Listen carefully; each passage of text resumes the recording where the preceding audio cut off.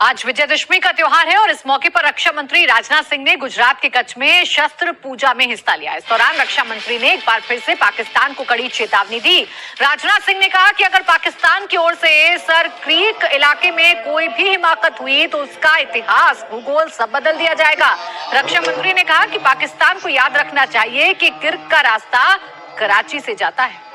अपने तर्जुमे में जरा इसको भी पढ़ के शामिल कर लें ताकि तुम लोगों की औकात याद रहे। तुम लोग करोगे सर्जिकल स्ट्राइक, तुम लोग करोगे पाकिस्तान पे हमला, ये तुम लोगों की हकीकत है। दी एंड ऑफ इंडिया।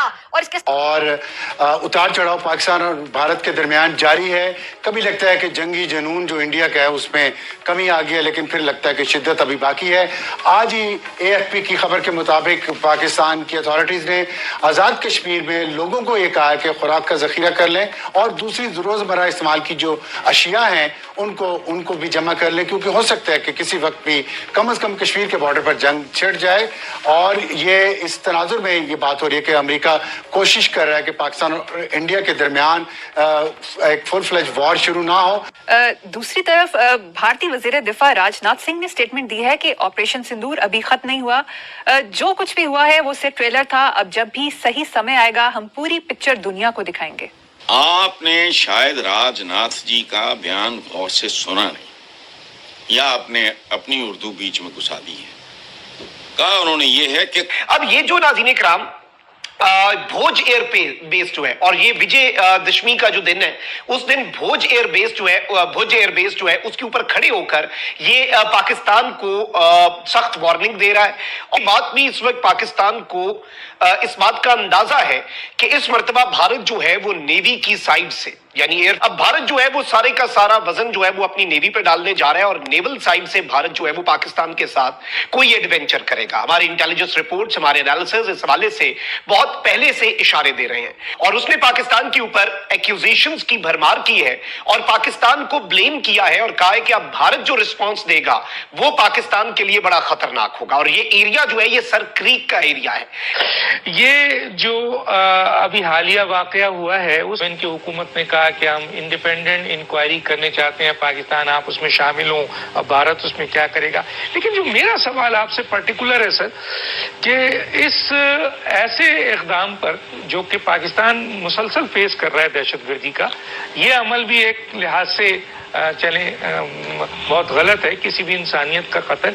लेकिन जो भारत एकदम पाकिस्तान पे इल्जाम लगाया है और जो उसने एक्शन लिए हैं सारे, उन एक्शंस में एक ऐसा एक्शन लिया है जो उसका इख्तियार नहीं था, एक तरफा उसने ये फैसला किया है उस ट्रीटी को जो 1960 में वर्ल्ड बैंक की सालिसी से हुआ था उसे खत्म कर दिया या मुअत्तल कर दिया या मनसूख कर दिया।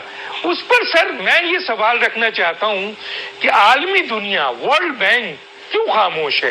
वहां पे बड़े जो थिंक टैंक्स बैठे हुए हैं, वहां पे ऐसे आर्टिस्ट जो कि बहुत काम करते हैं, इंसानी हुकूक के लिए काम करते हैं और लोगों के लिए आवाज उठाते हैं, ऐसे ऐसे लिरिक्स लिखते हैं। वहां पे जावेद अख्तर साहब, मैं उनका जिक्र इसलिए कर रही हूँ कि जावेद अख्तर साहब आपके लिरिक्स मैंने भी बड़े पढ़े हैं, आपके जो बहुत से गाने हैं उनको हमने भी सुना, क्योंकि हम हसद नहीं करते, हम हसद नहीं करते कि क्योंकि टैलेंट अगर सरहद से पार बैठा तो हम हसद करें।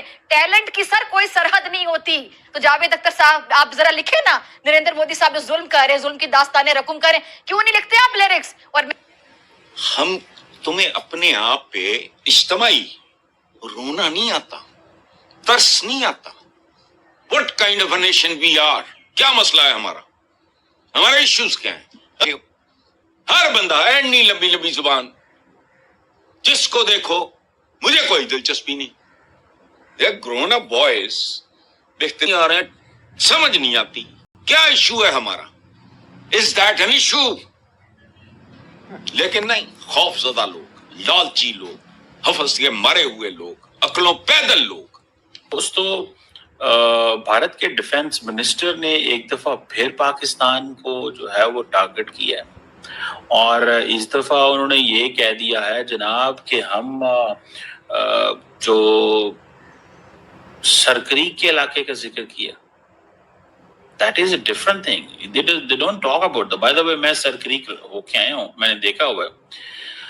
उन्होंने कहा जी कि 78 साल हो गए हैं, हमारा सरक्रीक के ऊपर जो डिस्प्यूट है that is still there. He is right, but India table पे बैठना ही नहीं चाहता।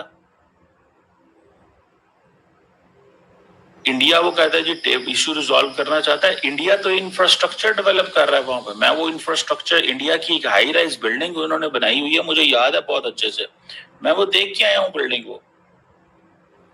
ठीक है जी, मैं वो बिल्डिंग देख के आया हूँ। देखें, एक चीज तो डॉक्टर साहब ये समझने की है कि एक जो कुव्वत होती है, ताकत होती है, वो आपका उसूली मौक़िफ़ होता है, आपका मबनी बरहक स्टैंड होता है।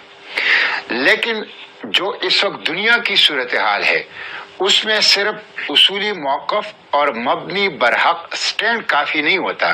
दुनिया उसूली बुनियादों पर इन चीज़ों के साथ खड़ी नहीं होती, बल्कि उसके साथ साथ आपके साथ कुव्वत भी होनी चाहिए और ताकत भी होनी चाहिए। तो ये अलमिया है कि हमारी जो दुनिया जिसमें इस वक्त हम रह रहे हैं, ये अमन की और फाख्ताओं की दुनिया नहीं है, ये उकाबों की और चीतों की दुनिया है। इसलिए आप उसूली मौक़िफ़ भी रखें, आप मबनी बरहक स्टांस और स्टैंड भी लें, लेकिन उसके साथ साथ आपको अपने दिफा के लिए ताकतवर भी होना चाहिए और भरपूर कुव्वत का मुजाहिरा भी करना चाहिए। इसके बगैर नहीं होगा। नरेंद्र मोदी ने अपनी पॉलिटिक्स ठीक करनी है और उसके लिए अब वो कुछ ना कुछ एडवेंचर करेगा।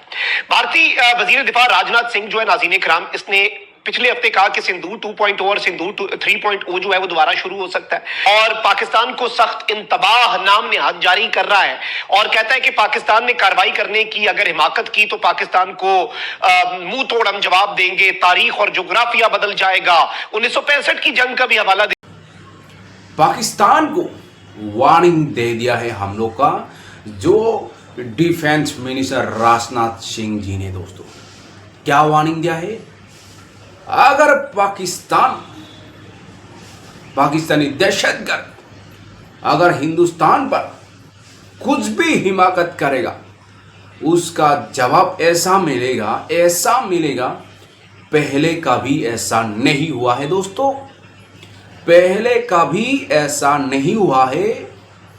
अगर पाकिस्तानी ये हिमाकत करेगा, उसका नक्शा ही बदल जाएगा। दोस्तों, उसका नक्शा बदल दिया जाएगा। दोस्तों, पहले वो लाहौर में अटैक होता, इस बार लाहौर में नहीं, इस बार डायरेक्ट पाकिस्तान के कराची, जो पाकिस्तान का जो अर्थनीतिक हब है दोस्तों, इकोनॉमिकली जो पाकिस्तान का कराची मतलब हब है दोस्तों, उस पर होगा। दोस्तों, उस पर वार होगा, इसलिए नक्शा बदल दिया जाएगा। ये पहले कभी नहीं हुआ दोस्तों।